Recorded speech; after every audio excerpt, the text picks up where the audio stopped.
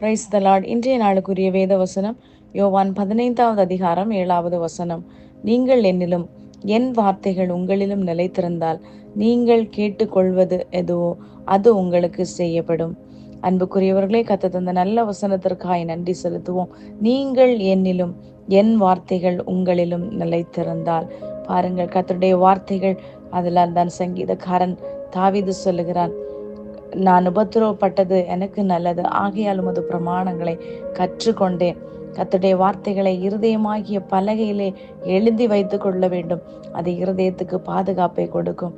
அப்படியானால் ஒரு வார்த்தைகளும் கர்த்தருடைய வார்த்தைகள் நமக்குள் நிலைத்திருக்குமாயின் நாம் இந்த உலகத்திற்குரிய காரியங்களை அல்ல, மேலானவைகளையே நாட ஆரம்பிப்போம். அன்புக்குரியவர்களே, அதெல்லாம் தான் சங்கீதக்காரன் தாவீது சொல்லும்போது சொல்லுகிறார், கர்த்தரிடத்தில் மன மகிழ்ச்சியாய் இருக்கும்போது அவர் உன் இருதயத்தின் வேண்டுதல்களை நிறைவேற்ற அருள் செய்ய வல்லமையுள்ள தேவனாய் இருக்கிறார்.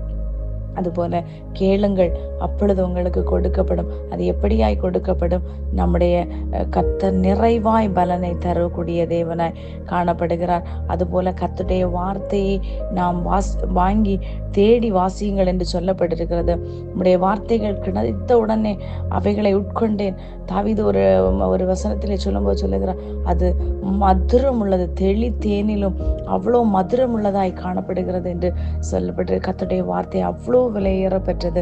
அது மாத்திரமல்ல, ஒவ்வொரு சோர்ந்து போகிறவனுக்கு அது சத்துவத்தை கொடுக்கிறதாய் காணப்படுகிறது.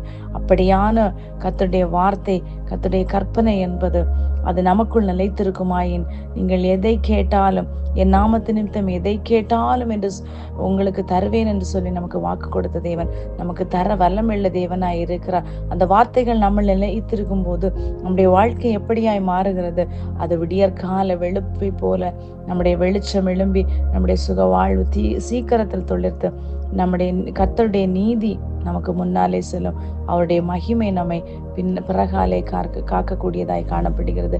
ஆகையால் இந்த நாட்களிலே கர்த்தருடைய வார்த்தைகளை இருதயத்திலே ஆழமாய் நாம் ஆராய்ந்து, ஆழமாய் நாம் தியானிக்கும் போது, ஆழமாய் நம்முடைய இருதயத்திலே எழுதி ஒவ்வொரு நாளும் கர்த்தருடைய வார்த்தையை அறிக்கையிடும்போது, கர்த்தருடைய வார்த்தையின் மூலம் நாம் கேட்கும் போது அது நமக்கு பரலோகத்தின் தகப்பன் நமக்கு தர வல்லமுள்ள தேவனாய் இருக்கிறார். அவருடைய நாமத்து நிமித்தம் எதை கேட்டாலும் நமக்கு செய்து, அவருக்கு பிரியமானதாய் இருந்தால் நம் பண்ணுகிற விண்ணப்பங்கள் அவருக்கு பிரியமானதாய் இருக்க வேண்டும்.